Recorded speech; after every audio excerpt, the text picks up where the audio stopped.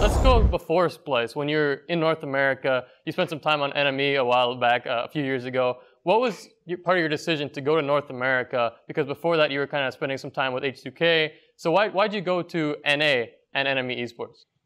At that time, I was actually falling a bit out of like the circle of players in Europe that were in the LCS and just outside of LCS.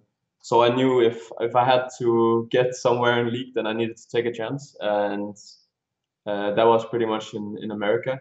And then it kind of just fell in place over there. Like I was lucky with the teammates I got. I was lucky with the environment I got that I could succeed in that. So pretty much just a situation where I was kind of out of good options, and this was kind of my last options to succeed, and then it worked out. So I'm not the kind of guy to not take chances when I see a good chance. So that is kind of what happened. I just took the chance, and it kind of led to me being where I am now. So I'm pretty grateful for what happened over there. And you mentioned the environment and how good it was over there in North America with NME. What exactly was it that made it so comfortable for you?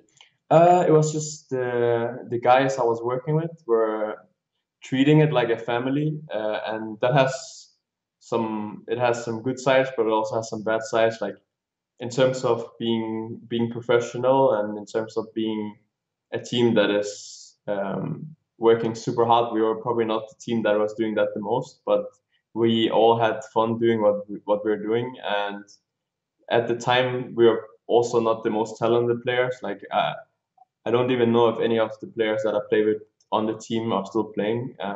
But we, as a core, we knew what we wanted to do, and we knew what we wanted to, like, what was important for us, and that kind of led to, it kind of just shows how if you're on the same page as a team, then you can get pretty far, even though you might not be the most talented people.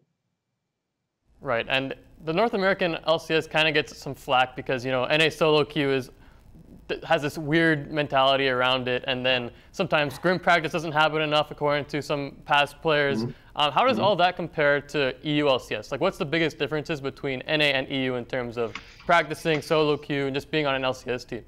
I think for NA solo queue, it's just more relaxed in general. I don't think I'm the right person to judge whether that is true or not, because my time on NME was very different from how I see the general NA perspective on like being a pro now. I think it's way more serious in NA now than when I was there. So I don't think there's much difference. I just know that EU solo queue is more competitive, and that means that there are more people flaming, but also more willingness to just be able to win in solo queue. And in NA, people more tend to play for fun, kind of. So I think that's the biggest thing. I think the top teams in NA and the top teams in EU are both like equally professional. Maybe the NA teams have more staff to work with, and I think that's the biggest difference. So now you've been on Splyce for about 2 years, part of the longest unchanged roster in Europe right now. And I mean, you all re-signed after 2016 to come back as a team together. How have you been able to stick together, and how does that help you on the Rift? Does it translate? Like, are you guys all great friends off the Rift, and now it's come together as a great team environment on the Rift? I mean, I'm sure that if we weren't good friends out of the Rift, we probably wouldn't stick together for this long. I think that's probably one of the biggest qualities we have over other teams, is that we as a core unit are all on this like good friends out of the game. We definitely clash sometimes in games. That's normal for every team. But we can always, after the games, we can always step a bit back and just be friends and have fun together. So that is like our main reason why we have been together for so long. Other than that, I think we are just all eager to still learn, and that is also one of the reasons why we still stick together. We still have tons of things, even though we have been playing for so long. Every week we still run into things that we are not doing correctly, or things we can learn.